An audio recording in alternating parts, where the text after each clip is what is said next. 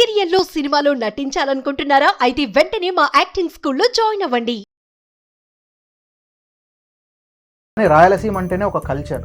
రాయలసీమలో డబ్బులు లేకపోయినా అతిథికి బాగా మర్యాద చేసి బాగా మంచి టేస్టీ ఫుడ్ తినిపించి వాళ్ళతోని శబాష్ అని అనిపించుకునేంత వరకు పంపించేవాళ్ళు కదా. రాయలసీమ అంటేనే ఒక ఆతిథ్యం. స్పెషాలిటీ ఏంటంటే ఆ కారం, ఎర్రకారం. ఇక్కడ మిస్ అవుతున్నాం మనం ఫుడ్ ఇదంతా. సో అక్కడ నుంచి అది స్టార్ట్ అయ్యింది. ఎర్రకారం, శనక్కాయ పచ్చడి కదండి. శనక్కాయ చట్నీ వచ్చిందే రాయలసీమ నుంచి. ఎందుకో చెప్తాను దానికి ఒక రీజన్.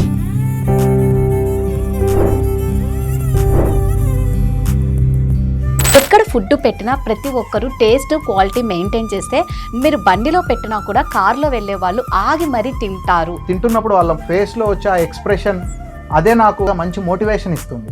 డే 1లో ఎట్లాంటైతే డెడికేషన్తో వర్క్ చేసి కష్టపడ్డామో ఈ రోజుకి అట్లానే చేయాలి. అలా చేస్తేనే మనం నిలబడగలుగుతాం. డైలీ మీకు ఎగ్జామే. అంతే. నేను ఒకవేళ అవుట్లెట్లో లేకుండా ఇంట్లో ఉన్నా కూడా నా మైండ్ అంతా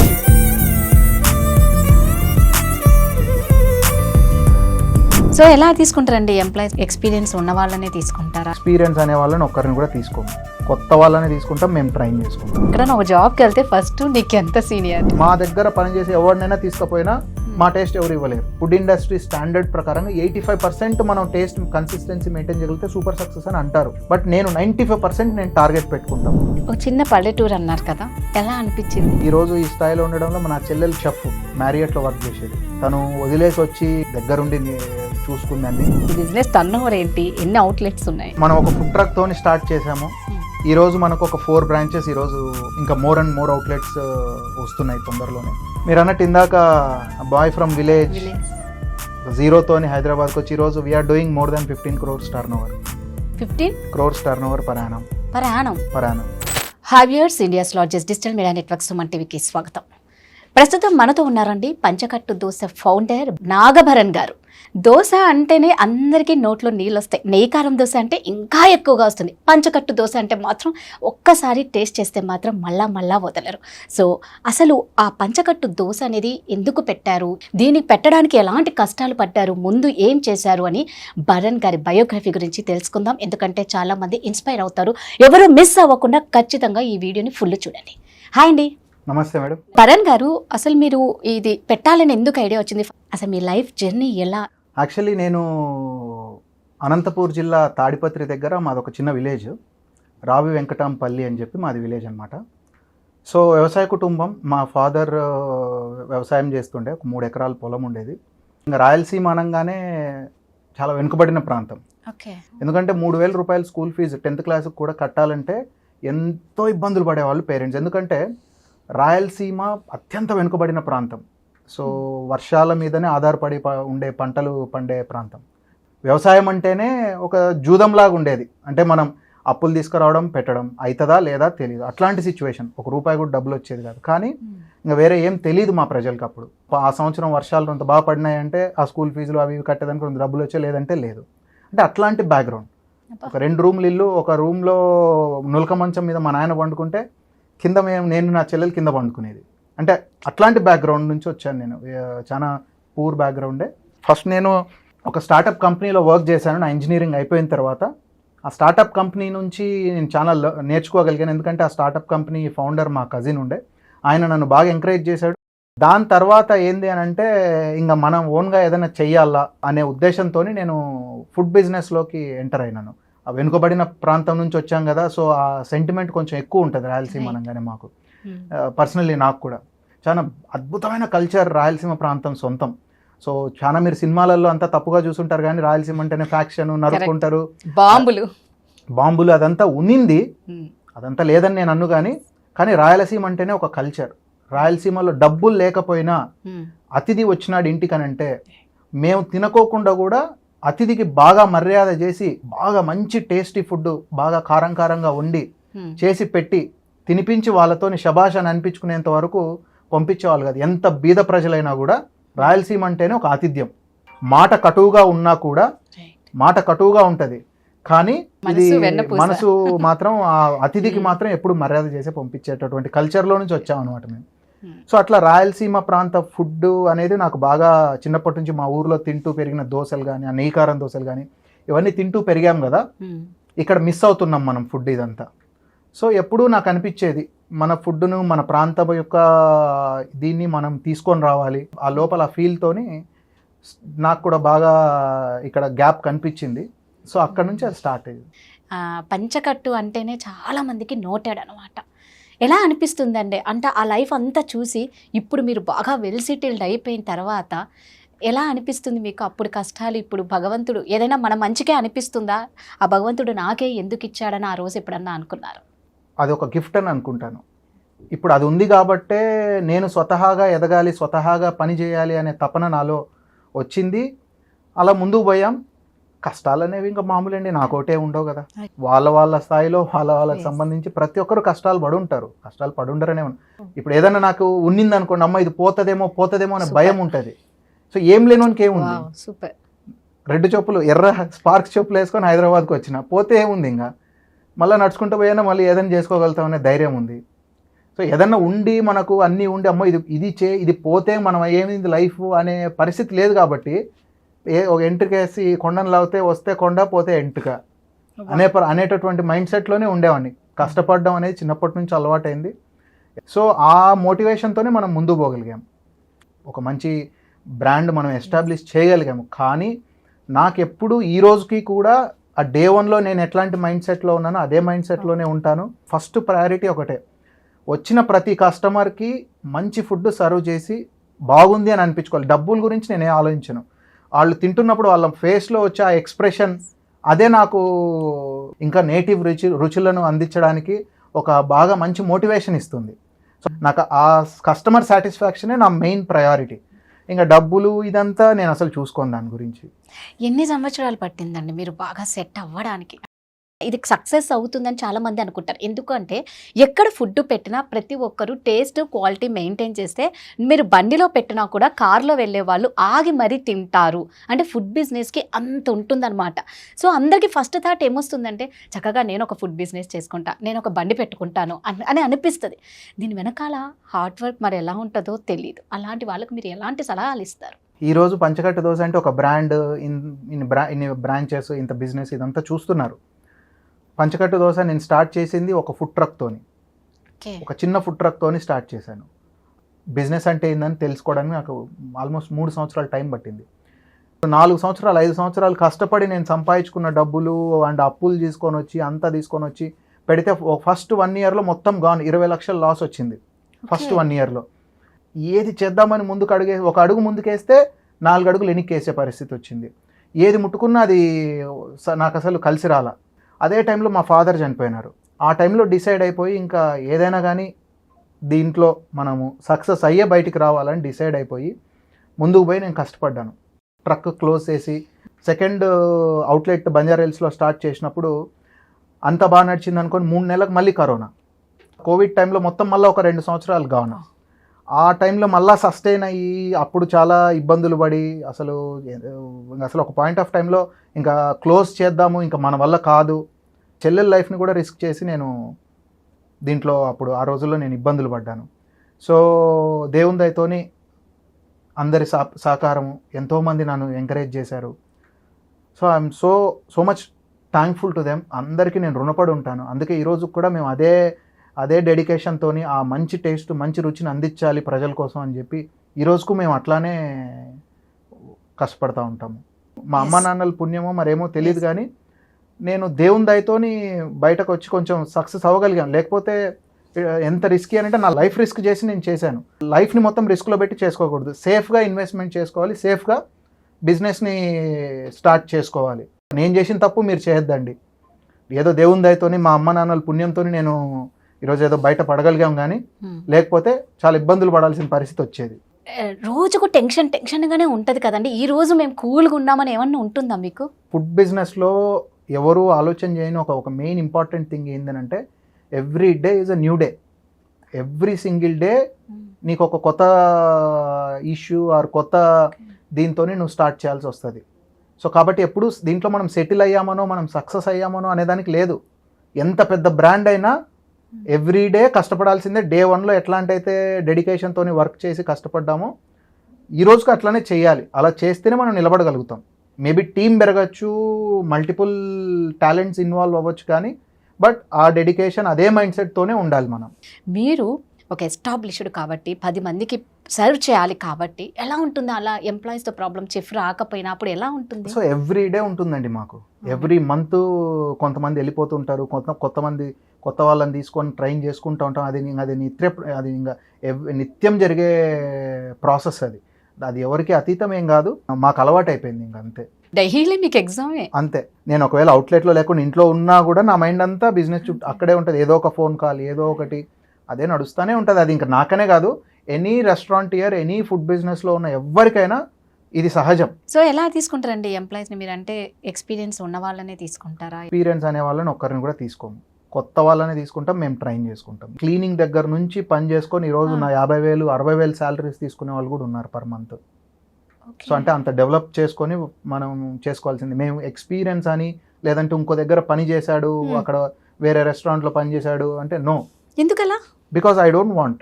నాకు నా దగ్గర నేర్చుకున్న వాళ్ళతోనే చేయాలి. అండ్ ఇంకోటి ఏంటంటే వేరే దగ్గర పని చేసిన వాళ్ళు మనం తీసుకుంటున్నాం అని అంటే వాడు మన దగ్గర నుంచి వదిలేసి ఇంకో దగ్గర పోతాడు ఖచ్చితంగా. సో కాబట్టి రెస్టారెంటియర్స్ ఎవరూ కూడా ఆ ప్రాక్టీస్ చేయకూడదు. ఒకరి కడుపు మనం కొట్టకూడదు కదా. సో ఇప్పుడు జరుగుతున్నది అదే. మా దగ్గర పనిచేసే ఎవరినైనా తీసుకుపోయినా మా టేస్ట్ ఎవరు ఇవ్వలేరు. మీ దగ్గర నుంచి తీసుకుపోయినా మా టేస్ట్ ఎవరు ఇవ్వలేరు. ఎందుకంటే వాళ్ళకి ఎంత నేర్పించాలో అంతే నేర్పిస్తాం. ఓకే. సో ఆ ఏదైతే టేస్ట్ రావడానికి ఏదైతే ఆ ఫైన్ ట్యూనింగ్ ఉంటుందో అది ఎవరికి తెలియదు, అది మేమైతేనే చేయగలుగుతాం. నేర్పిస్తారు కదా, నేర్పించినా కూడా చెప్తున్నాం కదా, మేము ఎంత నేర్పించాలో అంతే నేర్పిస్తాం. వాడు బయటికి పోయి ఇంకొకరి దగ్గర పని చేస్తే ఆ టేస్ట్ కన్సిస్టెన్సీ మెయింటైన్ చేయలేడు. బట్ మీ దగ్గరకు వచ్చే కొత్త వాళ్ళతో మళ్ళీ మీరు ఈ టేస్ట్ ఇప్పించగలుగుతారు. సేమ్ అంతే చెప్తున్నా కదా, వాళ్ళకి ఎంత నేర్పిస్తామో అంతే నేర్పిస్తాం, మాకు ఎంత కావాలో అంతే నేర్పిస్తాం. చాలా రీసెర్చ్ చేసి 0 నుంచి స్టార్ట్ చేశాను. ఈ రోజుకు నా దగ్గర నేను వేరే రెస్టారెంట్లో పనిచేశాను, నేను దోశ మాస్టర్ ఇంకోటి అంటే నేను ఇంతవరకు నా రెస్టారెంట్లో ఒక్కరు కూడా లేరు అట్లా తీసుకున్న వాళ్ళు స్టాఫ్. ఇక్కడ ఒక జాబ్కి వెళ్తే ఫస్ట్ నీకు ఎంత సీనియారిటీ, ఎంత ఎక్స్పీరియన్స్ ఉంది వాళ్ళు అని నిలబడరండి. అడుగుతారు. ఈ ఫీల్డ్లో నేను ఒక రెస్టారెంట్లో నుంచి తీసుకున్నాను అంటే వాడు నా దగ్గర నిలబడాడు, ఇంకో దగ్గరకు పోతాడు. ఆశ చూపి మాత్రం నేను ఎప్పుడు తీసుకోను. ఇప్పుడు 10,000 ఇస్తున్నారు, నేను 12,000 ఇస్తారా నా దగ్గరికి అని అట్లా ఎప్పటికీ చేయను. 0 నుంచే తెచ్చుకుంటా, నాకు తగ్గట్టుగా మేము చేసుకుంటాం. బట్ రోజు ఇలా ట్రైన్ చేయాలి అంటే అదొక ట్రైనింగ్ స్కూల్ లాగా మీకు ప్రాబ్లం అనిపించదా? నా జర్నీలో ఒక 700-800 మంది నా దగ్గర వర్క్ చేస్తుంటారు. ఈరోజు నెయ్యి కారం దోశ అనగానే ఫస్ట్ ఈరోజు పంచకట్ట దోశ పేరు గుర్తొస్తాయి. ఇప్పుడు ఇంతకుముందు ఎక్కడా కనపడని ఈ నెయ్యి కారం దోశ ఈరోజు మీరు ఎక్కడికన్నా పోండి, ఆ మెన్యూలో నెయ్యి కారం దోశ ఉంటుంది. అవును, I feel proud of it. నేను మా రాయలసీమకు సంబంధించిన నెయ్యి కారం దోశను ఈ రోజుకి నెయ్యి కారం దోశ అంటే పంచకట్ట దోశ అనే అంటారు. అవును. So I feel proud. అంటే నాకున్న రాయలసీమ సెంటిమెంట్, ఆ ప్రేమ, ఆ పిచ్చి, ఈ రకంగా అట్లీస్ట్ మనం ఏదో మన ప్రాంతానికి తగ్గట్టుగా మనం ఏదో చేశాము అనే సాటిస్ఫాక్షన్ అయితే నాకు ఎప్పటికీ ఉంటుంది. అంటే స్పెషాలిటీ ఏంటంటే ఆ కారం, ఎర్రకారం. అవును, ఎర్రకారం, శనక్కాయ పచ్చడి కదండి. వచ్చిందే రాయలసీమ నుంచి. ఎందుకో చెప్తాను దానికి ఒక రీజన్. ఇండియాలోనే టేస్టియస్ట్ అండ్ ది బెస్ట్ చెనిక్కాయ పండేది అనంతపురం జిల్లాలో. అనంతపురం జిల్లాలో నార్పల మండలం కానీ కదిరి ఏరియాలో కానీ మన ఇండియాలోనే నంబర్ 1 క్వాలిటీ ఉండే చెనిక్కాయ పండేది అక్కడే. ఎందుకంటే ఆ నేలలు అట్లాంటివి, అంత సారవంతమైన నేల. చెనిక్కాయ అనేది మనకు జీవనాధారం. సో ఆ చెనిక్కాయ ఎక్కువ పండడం అనేది ఉండడం వల్ల పూర్వకాలం నుంచి కూడా మనం చెనిక్కాయ చట్నీ అని అంటాం, కానీ ఇది ఊరుబిండి అనేటోళ్ళం. చెనిక్కాయ ఊరుబండి. మేము మా ఊర్లలోనే ఊరుబిండి చేసినావా, చెనిక్కాయ ఊరుబిండి అంటాం. చెనిక్కాయ చట్నీ అనేది మన రాయలసీమ గర్వంగా చెప్పుకోగలిగేటటువంటి ఒక ఫుడ్ ఐటమ్ మనకు. అయితే ఇప్పుడు మీరు ఎన్నో కష్టాలు పడి ఇప్పుడు ఇక్కడికి వచ్చారు కదా, ఇదంతా ఒకసారి ఊహించుకుంటే నిజంగా గాడ్ గ్రేస్, మీ పేరెంట్స్ బ్లెస్సింగ్స్. ఎలా అనిపించింది మీరు ఇప్పుడు బాగా అయ్యాక మీ ఊరికి వెళ్తే? ఒక చిన్న పల్లెటూరు అన్నారు కదా, ఎలా అనిపించింది? Boy from a village with high hopes హైదరాబాద్కి వచ్చి ఈరోజు హైదరాబాద్లో వర్క్ చేసుకొని సొంతంగా ఎవరు బ్యాక్గ్రౌండ్ లేకుండా, ఎవరి సపోర్టు లేకోకుండా కూడా ఈరోజు చేయగలిగాము అని అంటే అది నిజంగా చెప్పాలంటే ఆ దేవుని కృప. మా అమ్మ చిన్నప్పుడే చనిపోయింది నాకు.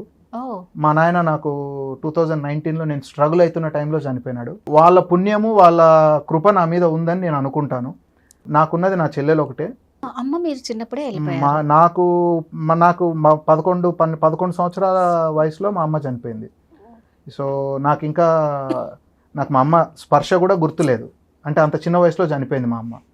నేను మా చెల్లెలు ఈరోజు ఈ స్థాయిలో ఉండడంలో నా చెల్లెల పాత్ర చాలా డే వన్లో స్ట్రగ్లింగ్ టైంలో కూడా నా చెల్లెలు జాబ్ మానేసి వచ్చి తన షెఫ్ మ్యారియట్లో వర్క్ చేసేది. తను వదిలేసి వచ్చి డే వన్ నుంచి ఇంక నేను ఇబ్బందులు పడుతున్న టైంలో నా వెనకాల నిలబడుకొని ఆమె నడిపించింది, దగ్గరుండి చూసుకుంది అన్ని. అండ్ మా కజిన్ ఇప్పుడు చంద్రమోహన్ అని మా అన్న ఉంటాడు, ఆయన మా కజిన్, ఆయన నా పార్ట్నరు. సో ఆయన నేను స్ట్రగుల్ అవుతున్న టైంలోనే ఆయన బ్యాక్ వచ్చేసి ఆయన జాయిన్ అవ్వడము. సో ఇట్లా ఫ్యామిలీ ఒక బిజినెస్ లాగా. అండ్ ఇంకొక ఆయన అనంత్ అని చెప్పి ఆయన సపోర్ట్. ఆయననే నేను ట్రక్ బంద్ చేసిన టైంలో చిన్న ప్లేస్ వాళ్ళ బంజారా హిల్స్లో ఇచ్చి నన్ను వెనకాల ఉండి సపోర్ట్ చేసి, నా ఫ్రెండ్స్ చాలామంది నన్ను సపోర్ట్ చేశారు. శ్రవణ్ అని, అమర్ అన్న చిన్నప్పటి నుంచి ఫ్రెండ్గా నాకు ఎప్పుడూ నా పక్కన మీ ఇద్దరం కలిసే ఉంటాము, ఎప్పుడేది ఉంటాము. ఇట్లా ప్రతి ఒక్కరూ ధైర్యాన్ని ఇచ్చి నన్ను ముందుకు నడిపించినారు. సో అందరికీ నేను రుణపడి ఉంటాను. సో కానీ ఎప్పటికీ కూడా నాకు ఆ గర్వంగానే అది ఎప్పటికీ ఉండదు. ఎందుకంటే ఐ నో ఎట్లాంటి సిచ్యువేషన్ నుంచి వచ్చాము, మనం ఎంత ఒక చిన్న ఇట్లా చిటికేస్తే మన లైఫ్ రాత్రి కథం. అంటే అంత వనరబుల్ లైఫ్ మనది. మనం ఎందుకు గర్వాన్ని ఈగోని నెత్తికెక్కించుకోవాలి? So nothing.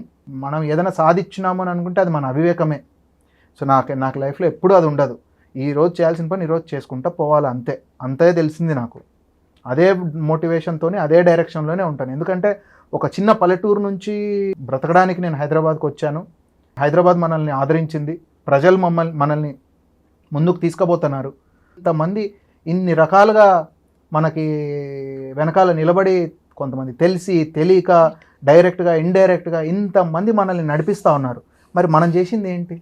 So we're zero. ఈ ప్రపంచం ముందు మనం సున్నా అనేటటువంటిది నేను బిలీవ్ చేస్తాను. కాబట్టి ఈ రోజుకు ఆ పల్లెటూరు నుంచి వచ్చిన రోజు ఎలాంటి నాగభరణ అయితే ఉన్నానో ఈ రోజుగా అంతే ఉన్నా. ఒక బిజినెస్ అనో పేరు అనో, ఇంతమంది మనల్ని గుర్తుపడతారనో, ఇంతమంది ఫేమ్, ఇంత బిజినెస్ చేయగలుగుతున్నామనో ఎప్పటికీ నా మైండ్లో ఉండదు. కస్టమర్స్కి మంచి టేస్ట్, మంచి ఫుడ్ ఎలా ఇవ్వాలి, ఇంకా బెటర్గా ఎలా చేయాలి, ఇదే ఫోకస్డ్గానే ఉంటాను. అంతకు మించి నేను ఆలోచన చేయను. నా లైఫ్ చాలా సింపుల్. భరణ్ గారు, ఇందాక మనం అనుకున్నాం కదా నెయ్యి కారం దోశ అంటేనే నోట్లో నీళ్ళు వస్తూ ఉంటాయి అన్నమాట. ఇంట్లోనే ఈరోజు చేసిన టేస్ట్ ఈరోజు బాగుంది అని నచ్చారు ఫ్యామిలీ వాళ్ళంటే, రేపు చేస్తే ఆ టేస్ట్ రావట్లే. అలాంటి మీరు ఇంతమంది ఎంప్లాయీస్ మారుతూ ఫ్రెషర్స్ని పెట్టుకుంటూ కొత్త వాళ్ళు వచ్చినప్పుడు అదే టేస్ట్ని ఎలా మెయింటైన్ చేస్తున్నారు? యాక్చువల్లీ అక్కడనే మా బిజినెస్ సీక్రెట్ ఉందన్నమాట. సో ఆ కన్సిస్టెన్సీ మెయింటైన్ చేయడమే బిగ్గెస్ట్ ఛాలెంజ్. అంటే ఒక 5 years 2019 నుంచి ఈ రోజు వరకు కూడా మా టేస్ట్ 95% మేము కన్సిస్టెంట్గా మెయింటైన్ చేస్తాం. అంటే మీరు 100 సార్లు తింటే ఒక 95 times మీకు సిమిలర్ టేస్ట్, సిమిలర్ క్వాలిటీ ఉంటుంది. ఒక 5% యూజువల్గా చూస్తే మీకు ఒక ఫుడ్ ఇండస్ట్రీ స్టాండర్డ్ ప్రకారంగా 85% మనం టేస్ట్ కన్సిస్టెన్సీ మెయింటైన్ చేయగలిగితే సూపర్ సక్సెస్ అని అంటారు. బట్ నేను 95% నేను టార్గెట్ పెట్టుకుంటాం. 95% మేము ఆ కన్సిస్టెన్సీని అచీవ్ చేయాలి అని చెప్పి. ఆ 5% కొంచెం అటు ఇటు ఎప్పటికైనా ఉంటుంది. సో 95% టైమ్స్ మీకు కన్సిస్టెంట్గా సేమ్ టేస్ట్, సేమ్ క్వాలిటీ ఉంటుంది. ఎందుకు ఎక్కడి నుంచి వస్తుందని అంటే, మేము ప్రతి దాని దగ్గర ఒక SOPsని మేము ఇంప్లిమెంట్ చేసుకుంటాము. పర్చేజల్ దగ్గర నుంచి కూడా ప్రిపరేషన్, పర్చేజల్, ఫర్మెంటేషన్, ఎవ్రీథింగ్ స్టాండర్డ్ ఫార్మాట్లో నడుస్తుంది మాది. సో నేను ఉన్నా లేకపోయినా ఒక ప్రొసీజర్ అనేది నడిపిస్తూ ఉంటుంది వ్యవస్థ మా బిజినెస్ని. సో ఆ రకమైనటువంటి ప్రిపరేషన్కి సంబంధించినటువంటి SOPs కానివ్వండి, అండ్ మా స్టాఫ్ చాలా డెడికేటెడ్గా, చాలా కష్టపడి మాకు టువర్డ్స్ బ్రాండ్ కష్టపడి పనిచేస్తారు. అండ్ అట్లాగనే వాళ్ళ లైఫ్ని బెటర్ చేయడానికి మేము కూడా ఆల్ ద టైం మేము కూడా ఆలోచిస్తూ ఉంటాము. ఇప్పుడు వాళ్ళు కూడా నాలాగానే ఒక విలేజ్ నుంచి వచ్చారు. సో వాళ్ళ భవిష్యత్తును, వాళ్ళ లైఫ్కి గ్యారంటీ ఇవ్వడం అనేది నా హైయెస్ట్ ప్రయారిటీ ఉంటుంది. సో నిరంతరం వాళ్ళను మంచిగా చూసుకోవడానికి, వాళ్ళ భవిష్యత్తును, వాళ్ళ లైఫ్ని సెటిల్ చేయడానికి, ఇంకా బెటర్ పొజిషన్లో ఉంచడానికి, వాళ్ళని ఇంకా డెవలప్ చేయడానికి నేను నిరంతరం కష్టపడుతూ ఉంటాం. సో ఎప్పుడూ కూడా గివ్ అండ్ టేక్ పాలసీ మాది. సో వాళ్ళు మనకి ఇంత చేస్తూ ఉన్నారు ఫుడ్ మెయింటైన్ చేయడానికి కానీ టేస్ట్, మనం కూడా వాళ్ళకు అంతే లెవెల్లో మనం రిటర్న్ ఇస్తూ ఉంటాం. సో దట్ ఆ గివ్ అండ్ టేక్ పాలసీ ఉంటుంది కాబట్టి ఆ వర్క్ కల్చర్ అనేది బిల్డ్ చేయగలుగుతా ఉన్నాం. మీరు ఒక వారం రోజులు లేకపోయినా కూడా ఆ మెయింటెనెన్స్ అలాగే ఉంటుంది. అండ్ ఎక్కడికక్కడ స్టాండర్డ్ ఆపరేటింగ్ ప్రొసీజర్స్ ఉంటాయి. ప్రతిదీను చెక్ లిస్టులు ఉంటాయి. వాటి ప్రకారంగా అన్ని ప్రిపరేషన్ అవుతూ ఉంటుంది. ప్రాసెస్ ఓరియంటెడ్గా జరుగుతూ ఉంటుంది. బట్ మేము ఖచ్చితంగా అయితే ఉండాల్సిందే, ఉండకోకుండా అయితే అవ్వదు. డిఫరెన్స్ వస్తూ ఉంటుంది కానీ బట్ మేము ఉండాల్సిందే. ఓకే, నేను అనుకుంది రీచ్ అయిపోయానన్న హ్యాపీనెస్ ఉందా, లేదు అంటే ఇంకా ఇంకా ముందు సాధించాల్సింది ఏమన్నా ఉందా? నాకు అట్లాంటిది అయితే ఏమీ లేదండి. ఎందుకంటే సింపుల్, టైంతో పాటుగా మనం కూడా గ్రో అవ్వాలి బిజినెస్లో.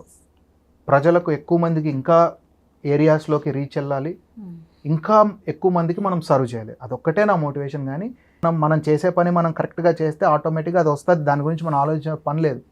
సో అది నేను బిలీవ్ చేస్తాను. సో నా ఫోకస్ నాదంతా కూడా దాని మీదనే ఉంటుంది. భరణ్ గారు, నేను ఒకటి అడగాలనుకుంటున్నా. ఏ బాయ్ ఫ్రమ్ విలేజ్ అని చాలా చక్కగా చెప్పారు. ఇప్పుడు ఒక పెద్ద మహానగరంలో ఓ పంచకట్టు దోశ అనేసి మీరు చాలా మందికి మంచి రుచిని ఇస్తున్నారు. పర్లేదు కదా నేను అడిగితే మీ బిజినెస్ టర్న్ ఓవర్, ఆ తర్వాత ఎన్ని అవుట్లెట్స్? No problem. ఎందుకంటే ఉంటుందండి ఎవరికైనా ఒక మంచి ఎస్టాబ్లిష్ అన్నప్పుడు వీళ్ళ బిజినెస్ ఎంత ఎవరన్నా చేయాలి అనుకున్న వాళ్ళకి కూడా అదొక క్యూరియాసిటీ ఉంటుందన్నమాట, తెలుసుకోవాలన్న ఆతృత ఎక్కువ ఉంటుంది. సో మీరు అబ్జెక్షన్ లేదంటే చెప్పొచ్చు. పర్లేదండి. ఓకే, సో మీ బిజినెస్ టర్న్ ఓవర్ ఏంటి, ఎన్ని అవుట్లెట్స్ ఉన్నాయి? సో బేసికల్లీ మనం ఒక ఫుడ్ ట్రక్ తోని స్టార్ట్ చేసాము. ఆ రోజు ఒక చిన్న స్థాయిలోనే మనం మొదలు పెట్టాము. ఈరోజు మనకు ఒక 4 బ్రాంచెస్ ఈరోజు, అండ్ ఇంకా గ్రో అవ్వడానికి ప్లాన్స్ చేస్తున్నాము. ఇంకా మోర్ అండ్ మోర్ అవుట్లెట్స్ వస్తున్నాయి తొందరలోనే కొత్త ఏరియాస్లో. మీరు అన్నట్టు ఇందాక బాయ్ ఫ్రమ్ విలేజ్ ఒక జీరోతోని హైదరాబాద్కి వచ్చి ఈరోజు we're doing more than 15 crores turnover. 15 crores turnover per annum. So ఆ స్థాయి నుంచి ఈరోజు వచ్చాం. కానీ బట్ వీఆర్ మాకు ప్రజలే మమ్మల్ని నడిపించారు. మీ నుంచి తెలుసుకున్నది ఏంటి అంటే, నేను ఒకటి, ఎన్ని ఒడిదుడుకులు వచ్చినా ఎన్ని కష్టాలు వచ్చినా అల్లు పెరగకుండా పోరాడితే, అబ్బా మాకు ఇంతే, మాకు ఆ భగవంతుడు ఇవ్వట్లేదు, నేను ఏది పెట్టినా ఫ్లాప్ అయిపోతుంది, అట్టర్ ఫ్లాప్ అవుతుంది అని మాత్రం అనుకోకండి. భరణ్ గారు ఒక పెద్ద ఎగ్జాంపుల్. అంటే పాపం 21 yearsకి వచ్చి చాలా స్ట్రగుల్ పడ్డారు, నాన్నని పోగొట్టుకున్నారు, చిన్నప్పుడే అమ్మని పోగొట్టుకున్నారు, తర్వాత మంచిగా సెట్ అయ్యే టైంలో కరోనా వచ్చేసింది, అల్లా కల్లోలం. బట్ ఎక్కడా మీరు బ్యాక్ స్టెప్ వేయలేదు. అదే ఈరోజు మిమ్మల్ని ఇక్కడ కూర్చోపెట్టిందని నా ఫీలింగ్. అదైతే నిజమే. ఎందుకంటే చాలా ఇబ్బందులు పడే వచ్చాం. కానీ సో ఇట్స్ ఆల్, ఇంకా మనకు వేరే దారి తెలీదు. చేస్తే ఇది చేసుకోవాల్సిందే, లేదా పోయి జాబ్ చేసుకోవాలి, అంతే. 2 ఆప్షన్స్. మాకు లైఫ్ ఆప్షన్స్ ఎక్కువ ఇవ్వలేదు చూస్ చేసుకోవడానికి. సో ఇదా అంతే.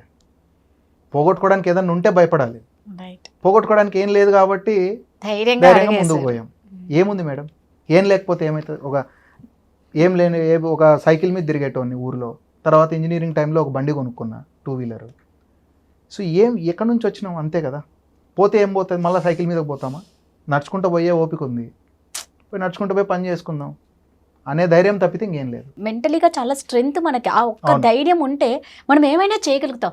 ఆ ధైర్యం రాదండి. ఫస్ట్లోనే డల్ అయిపోవడం, బిజినెస్లో ఫ్లాప్ అయిపోయిందని సూసైడ్లు చేసుకోవడం, ఫ్యామిలీ పోవడము, ఇవన్నీ చేయడం కన్నా మీరు ఇందాక అన్నారు చూడండి, ఒక్క మాట నాకు బాగా నచ్చింది. మహా అంటే నడిచే ఓపిక కూడా ఉంది, సైకిల్ పైన పర్లే, బండి పైన పర్లే, నడుస్తాను, నేను నడిచే ఓపిక ఉందన్నారే. ఎంతమంది మిమ్మల్ని చూసి ఇన్స్పైర్ అవుతారు అంటే, ముఖ్యంగా బిజినెస్ పెట్టాలి అనుకున్న వాళ్ళు ఒకవేళ పెట్టి ఏమన్నా ఒడిదుడుకులు వచ్చినా కూడా అధైర్య పడకండి. ఇలాంటి వాళ్ళ ఇన్స్పిరేషన్ స్టోరీస్ విని చక్కగా ధైర్యాన్ని తెచ్చుకుంటే నెక్స్ట్ మరో భరణ్ గారుగా కూడా మీరు ఇక్కడికి రావచ్చు.